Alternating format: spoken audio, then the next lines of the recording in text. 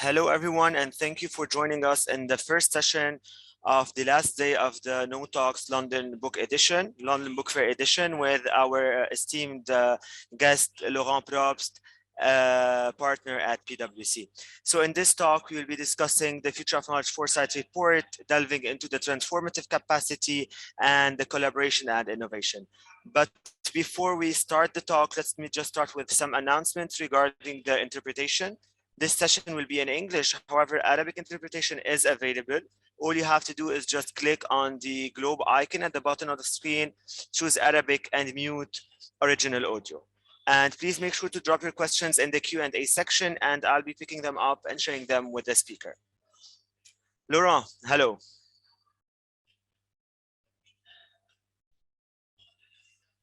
Good afternoon, Anthony. Yes, so Laurent, we have launched the Future of Knowledge Foresight Report back in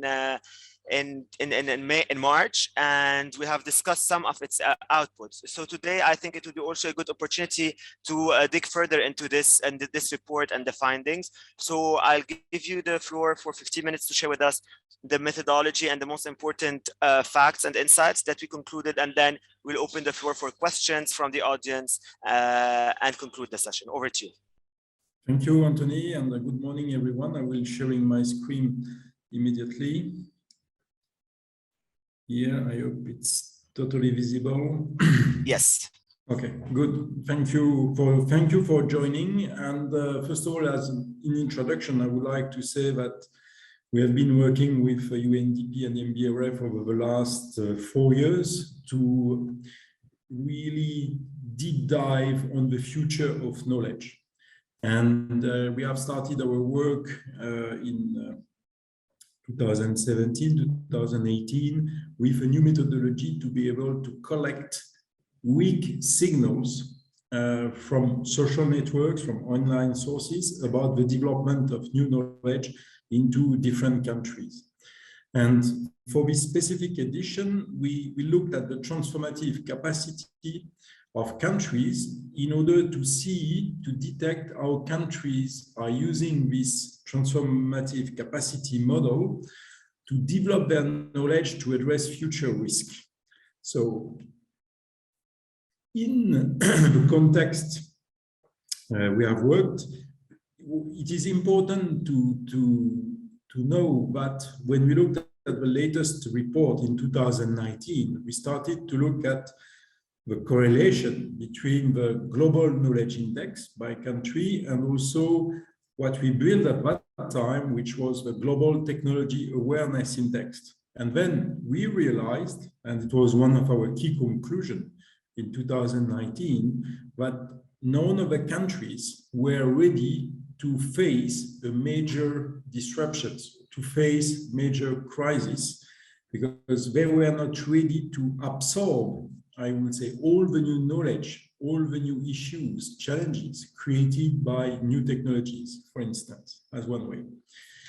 So when we worked over the last 2 years on the context of this new knowledge report, we looked at the new knowledge landscape, and we looked at 3 major risks: the health risk, the technological risk, and the, I would say, environmental risk. And these 3 major risks, which represent a major fear for most of the countries, we were looking at how countries were able to shape the new knowledge, the new collaboration, the new innovation to better face and respond to these risks and prepare their populations for that. I will not go through all the details because you can see, I would say, on the health risk, the different diversity, the seriousness of these risks. The same for technological risk when we are talking today about cyber attacks, which represent the major volume of problems today in our societies. And then also, I will not go through all the damages of the environmental risk, but climate change, biodiversity, or pollution, and all the assessment in terms of cost and lives impact on these risks, but I would say these are three major risks that we took into account to detect how countries were preparing to better face this risk. So what we did, we set up a methodology which was developed in 2017, and we reinforced it. So we looked at, I would say, the 5 dimensions, the knowledge dimensions, which are present into the Global Knowledge Index. So education, research and development, technology, economy and enabling environment. We looked at the 3 risks: health, environmental, technological risk.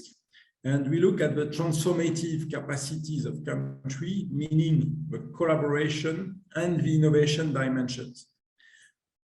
We looked, in order to measure and to be able to understand to what extent a country was fronting these issues, we looked at all the mentions, all the information sources which were relating an initiative, a policy, a project, which could help to better front this risk.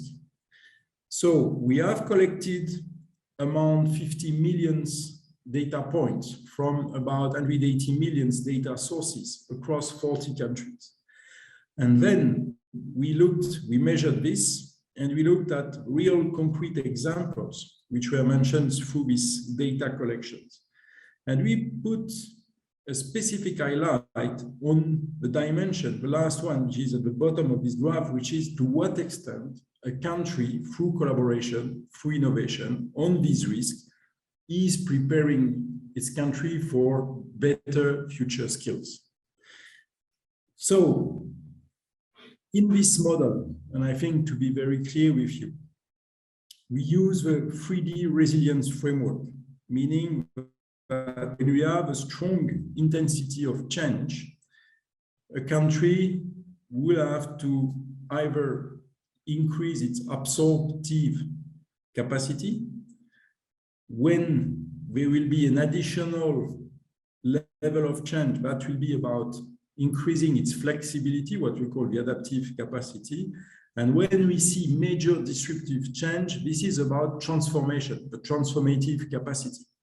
And the resilience of a country will develop all along these different steps of changes.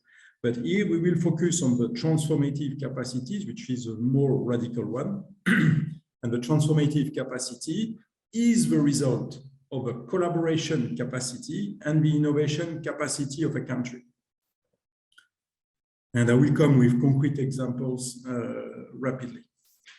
So what we measured on 40 countries, which is the sample included there, we try to take different kind of countries from different level of maturity, different level of development, and different level of different geographies.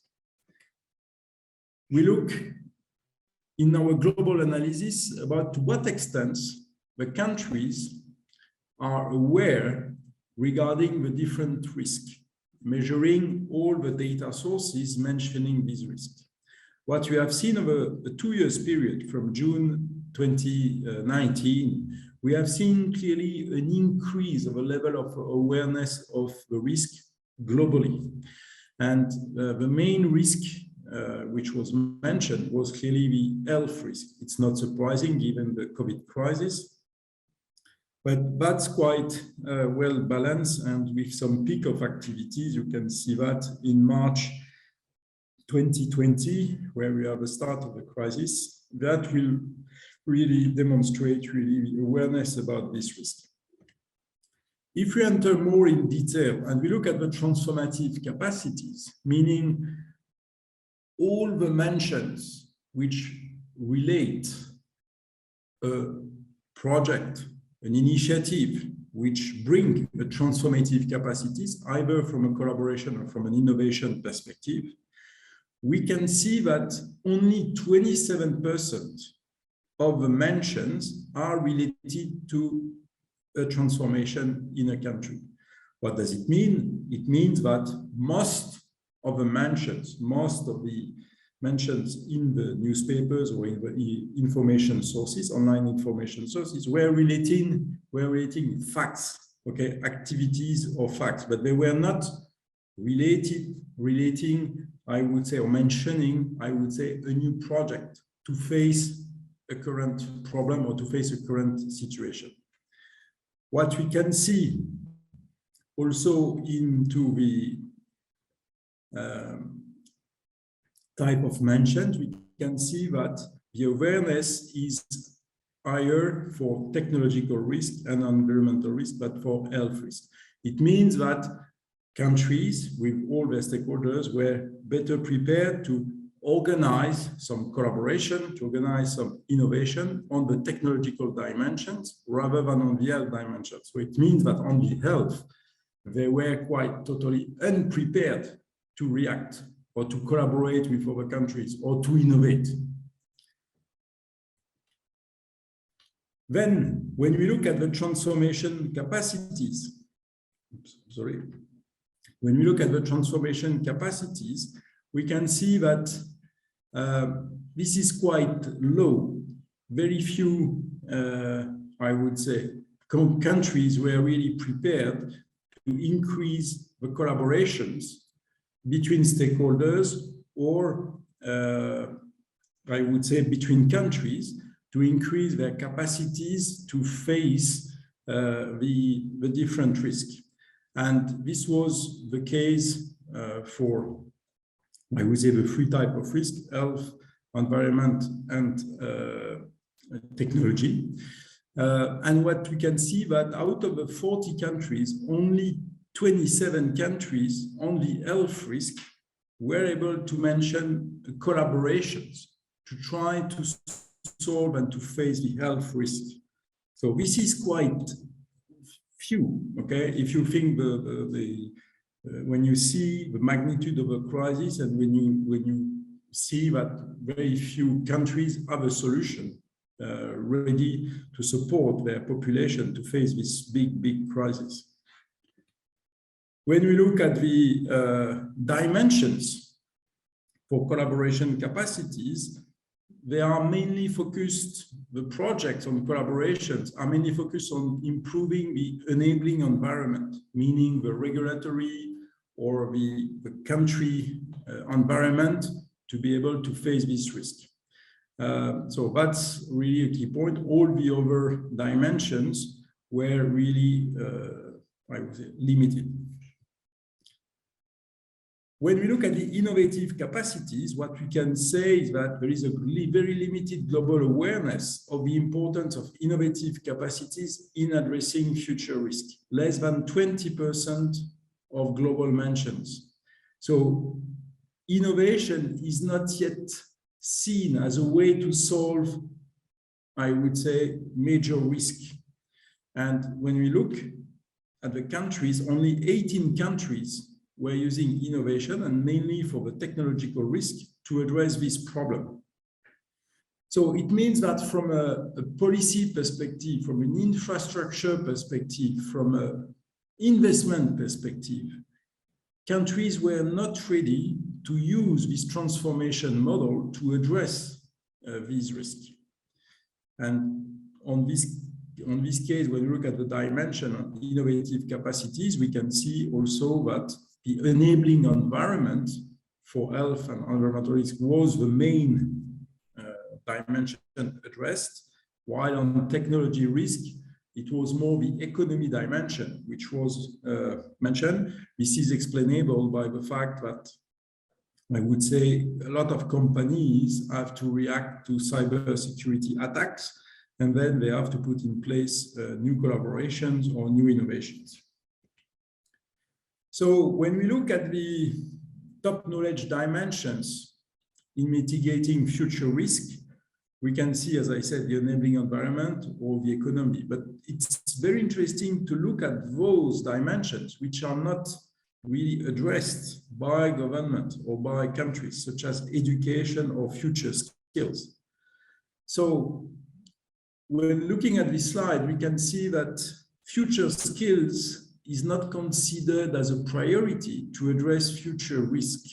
And this is here a message also that we want to convey, to say we have to be careful, because today a big part of this crisis on health, on technology, on environment are linked to the lack of knowledge.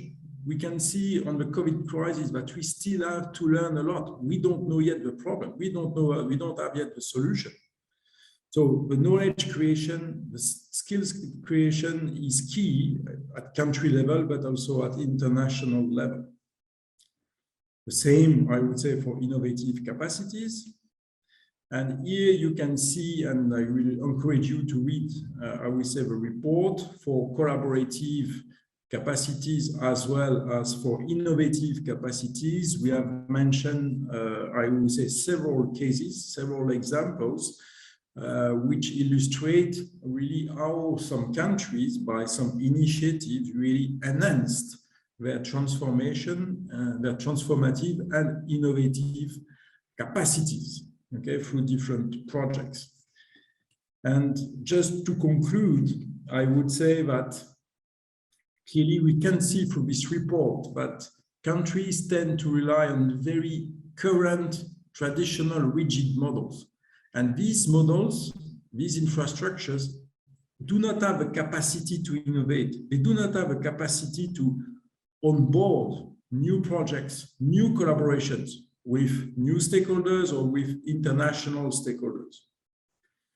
So it's moving into the right direction, but I think it's just an incremental move. It's not a paradigm shift. And here, given the magnitude of the risk we are facing, we need to certainly boost this awareness, and we need to also encourage governments to look at their infrastructures, ecosystem, economy, education, and RDI dimensions, how we can really use innovation and collaboration to better face these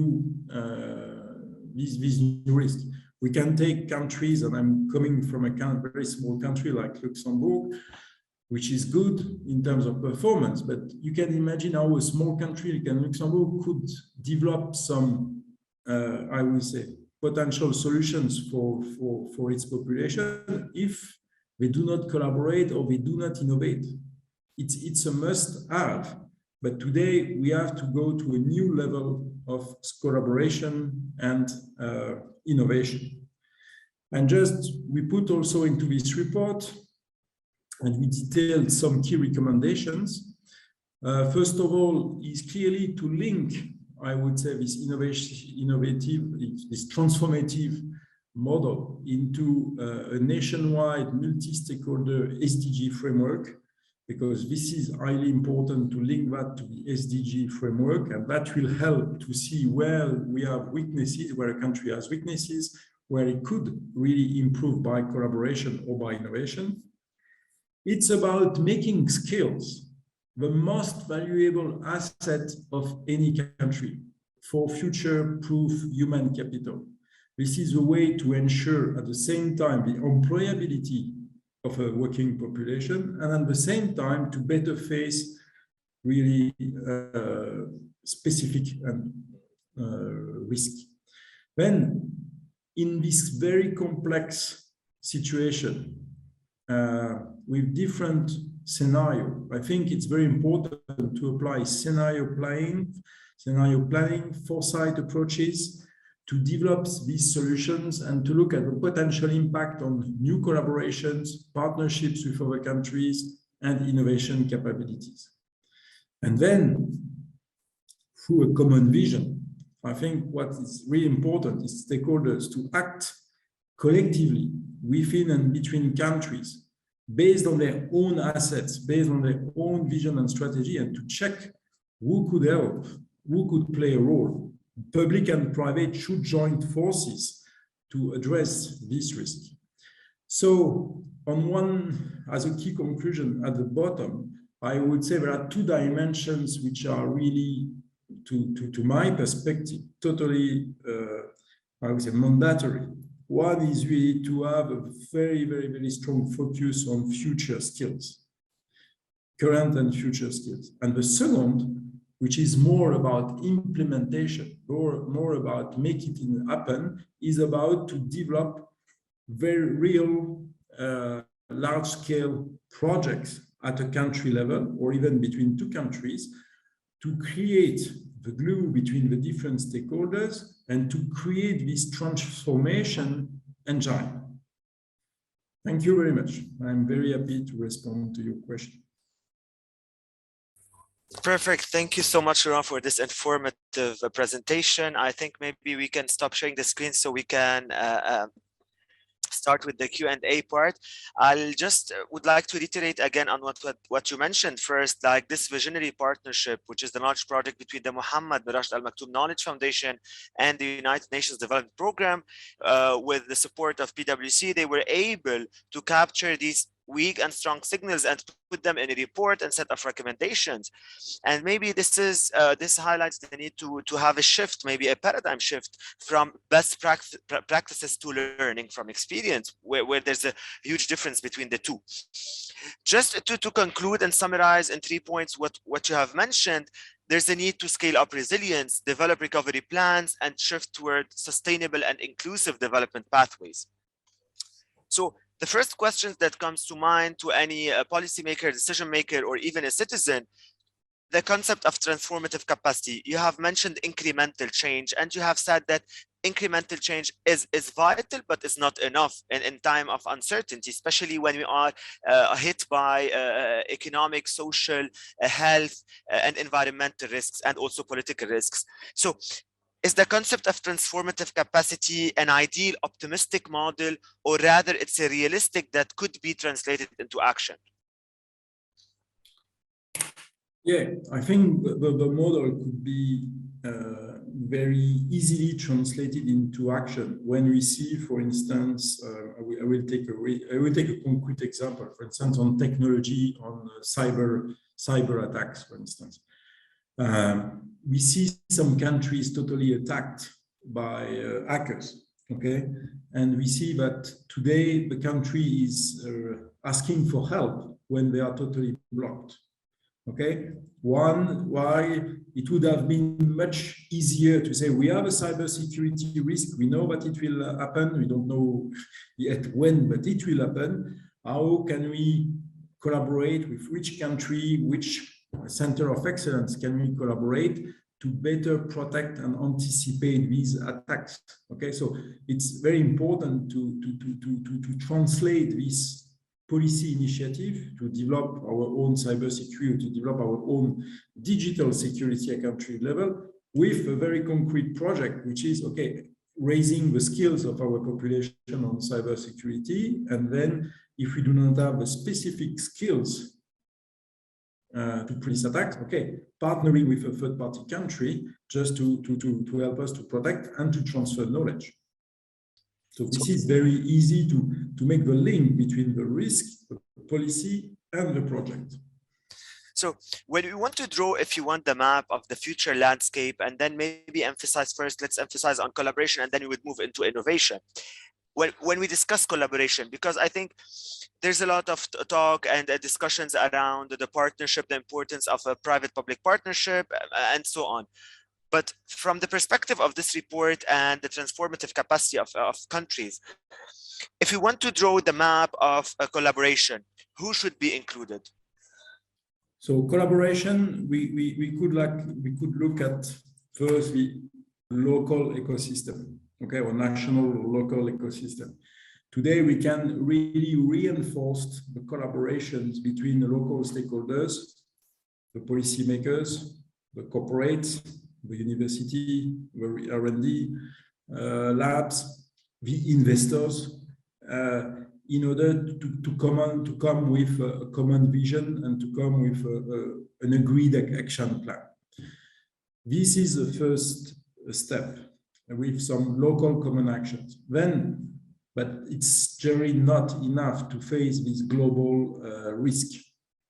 So then come to the next level, where we have to identify some potential partners, okay, to collaborate with. So the R&D center, for instance, could look at the potential partners which could fit their strategy, would be ready also from a behavioral perspective to exchange information, to build together a project, which will be an international partner. The same for education, or the same for investors. We can partner with foreign investors to be able to attract investment into a country, to be able to build a more resilient infrastructure, for instance, on energy or on security. So these are, I would say, the two layers of collaboration I see to increase this resilience. Yes, just also maybe to build, Camelia also is asking along the lines of collaboration, how can you build cooperation as citizens? You know, always we see like the communication happening bottom up or top bottom, citizens with the government, but how can citizens do the discussion? Like for us, I think, Laurent, I think you agree that we have captured this in our report, right? Yeah, I think citizens could do potentially play at two levels. First of all, they can play, I would say, in public media, okay, when it's possible, when they can play by writing articles, perspective, and say what kind of projects, what kind of actions they would see as a citizen to better. They should ask the policymakers, as a citizen, I would like to be upskilled on environmental issues. For instance, where can I find a solution? Where can I find a training for my upskilling on this topic? That's one level.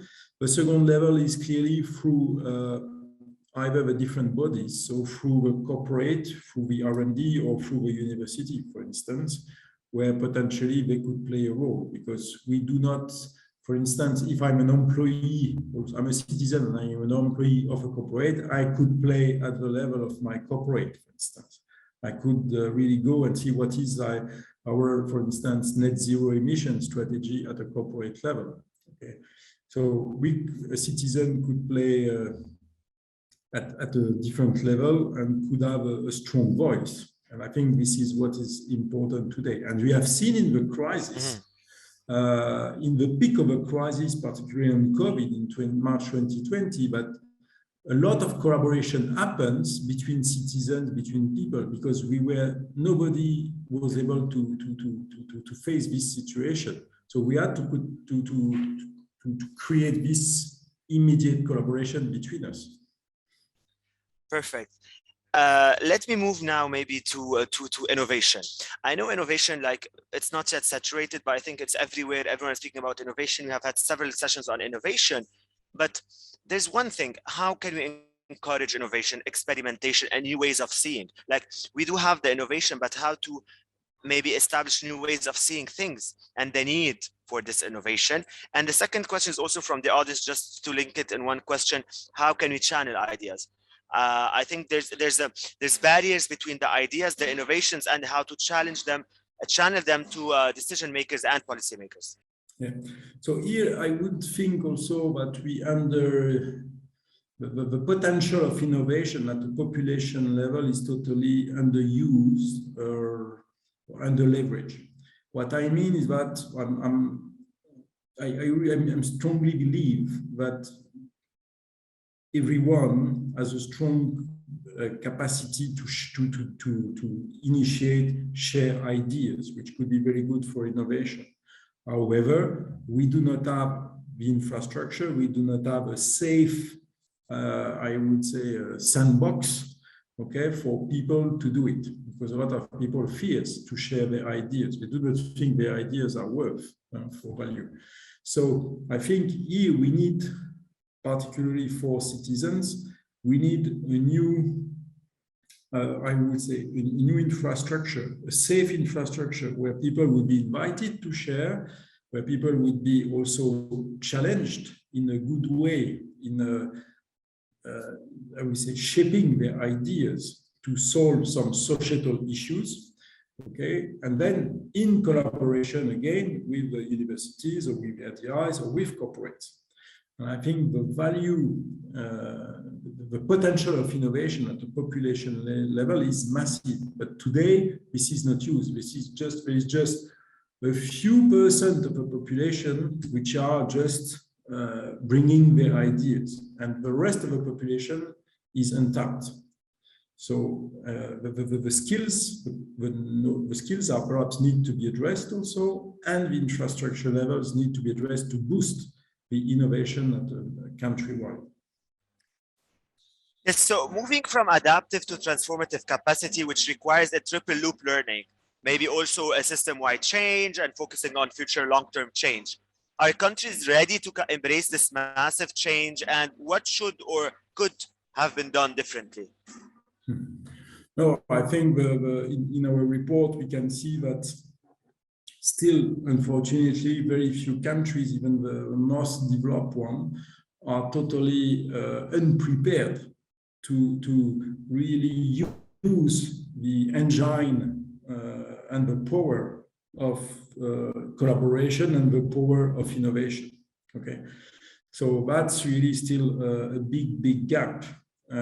It's not only an investment gap, I would say it's more a structural gap which need to be fixed by, I would say, better preparation of people for international collaboration and local or international collaboration and innovation. We can see in many country strategies, economic country strategies, we can see after the first 6 priorities, we can see the 7th one, which is international collaboration.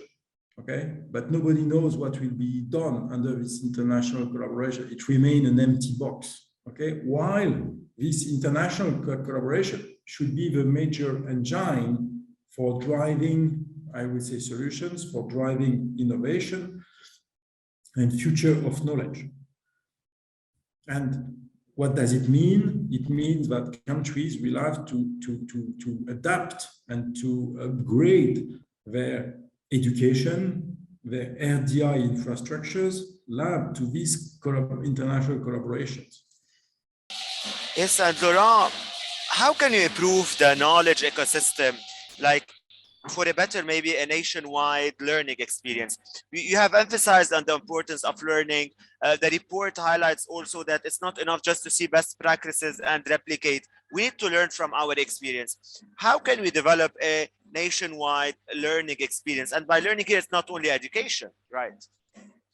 Yeah, no. I think I would say 2 points, 2 ideas to be discussed, but one idea is really, as we said, as a recommendation in the report, to create a nationwide SDG framework to relate the initiatives to the SDGs, and through that to relate the best initiative, the best practices, concrete projects which have been implemented in some countries, which could be leveraged in others, and so on. So that would be one.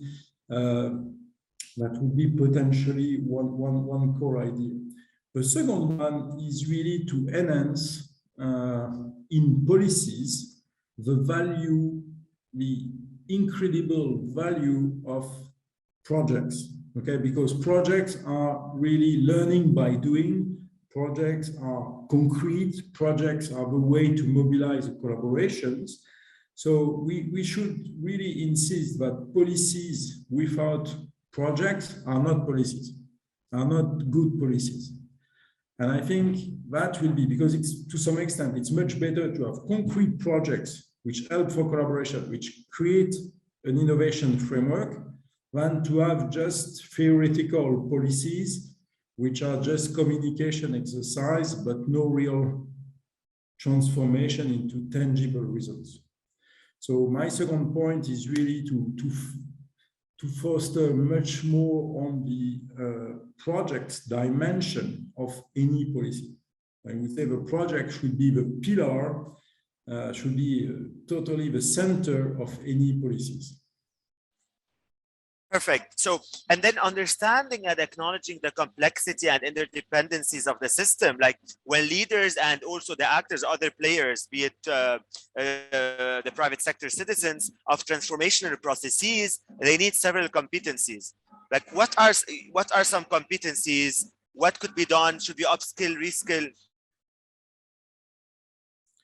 I think one of there are two competencies which are key for the future, which need to be much more developed, and I would say where universities, the education system should bring that immediately, even from primary school, all along the curriculum of people, which are, I would say, learning to learn fast, and the appetite for learning. I think that this is key. And the second element is about problem solving. Okay, to have this mindset of problem solving. It's not only a mindset; it's also the fact is to be able to absorb different trends, to absorb different risks, to be able to check also who are the potential skills, who are the potential assets, and then these two skills, learning to learn and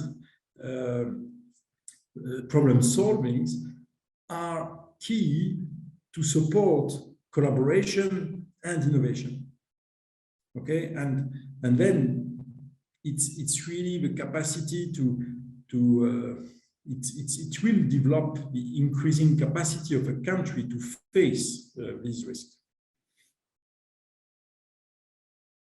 Yes, so I think we all agree now that it's a pivotal moment for countries to recover. And with the recovery, there are set of opportunities, right? So what are, if you want some tips for economies when it comes to recovery, what should be included in these recovery plans? I think these economy plans should focus really on the future of skills and looking at the upskilling of a population. I think given the situation that you are, the complexity of our situation on health, on risk, on environment, on the economy, on peace also, I think today we need to help our people to upskill in different ways, in different, I would say, domains. I think that would be, I would say, the first key pillar of any recovery plan or recovery strategy for any country. Because we think it's still too much focus on old activities. It's still too much focused on existing education policies, on existing university strategy, which are totally outdated compared to the new world we are facing. Yes, Laurent, back to collaboration again. We have seen and we have received several questions that countries do have country-specific agendas, but they are not aligned along a global agenda. So how can we move? And by that, I don't mean like getting rid of country level strategies and plans, but how can we move towards a global strategy which is aligned along some, if you want, global standards such as the 2030 agenda? What after the 2030 agenda? For me, I would say the key word is about to improve the resilience capacity of a country. And I think that the SDGs are providing this international framework for any country to check the resilience capacity, and at the same time to be able, through this framework, to exchange and to collaborate with other countries or other stakeholders. So for me, the most relevant framework, international framework today to improve the resilience is really these SDGs. Now, also at a local level, I would say the most important thing for a country is to improve its resilience, local resilience. Again, the SDG framework could be the local framework to be used, which will make the link between the international and the local. And that will really help the country to shape concrete actions, concrete projects for each of the SDG to be able to increase this resilience. Perfect. Thank you so much, Laurent. And by that question, we conclude this interesting talk. Thank you for all those who joined and dropped their questions. You can check the report at the Knowledge for All portal. The detailed report is available there. You can also reach out to us at the Knowledge Project for additional info and insights. Stay tuned for the next session that will start in around 20 minutes with Dr. Bruce Garvey, where we'll be also discussing uncertainty, forecasting, foresight, and scenario planning. Goodbye and thank you. Thank you. Have a good day.